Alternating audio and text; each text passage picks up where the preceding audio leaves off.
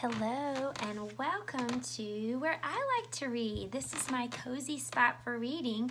It's in a special chair and it's by the window so I can look out and see the birds and the deer and all of the squirrels running around, all of God's creation. And so I'm going to read to you a special book from my special spot. This is a book that was mine when I was a little girl. It was my sister's and my book. And it's called Bear's Magic, and the one that I'm going to read to you, there's several stories in here, but this one's called Wish I May, Wish I Might.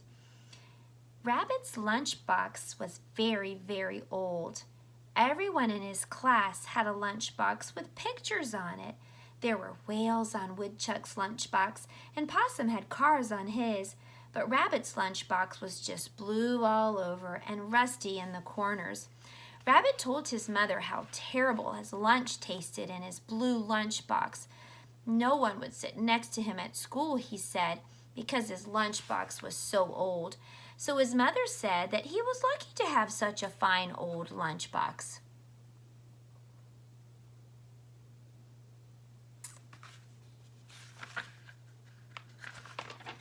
One night, Rabbit was waiting for supper. When he saw the first star twinkling faintly in the sky, he decided to make a wish. Starlight, star bright, first star I see tonight. Wish I may, wish I might, have the wish I wish tonight. Then he said, "A new lunchbox, please."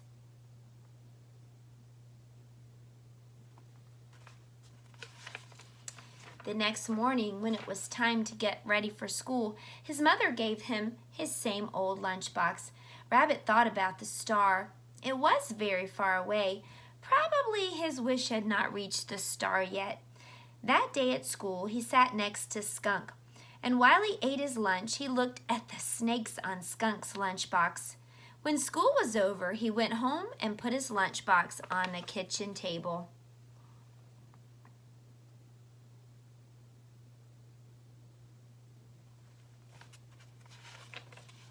Then he went outside and he sat down and waited.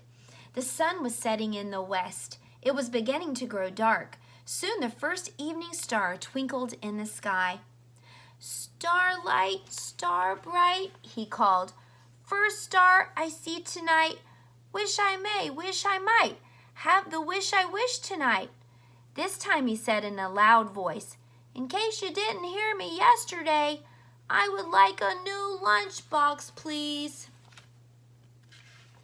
But the next morning, when he was ready to leave for school, his mother gave him the same old lunchbox. Oh well, that star was certainly far, far away. His wish would probably take a little bit longer. That day in school, he sat next to Possum at lunch and counted 14 cars on Possum's lunchbox. After baseball practice, he hurried home and put his lunchbox on the kitchen table.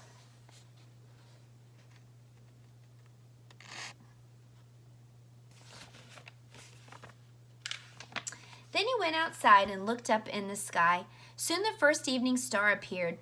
This time he stood and shouted, "Starlight, star bright, first star I see tonight. Can you hear me? Wish I may, wish I might, have the wish I wish tonight.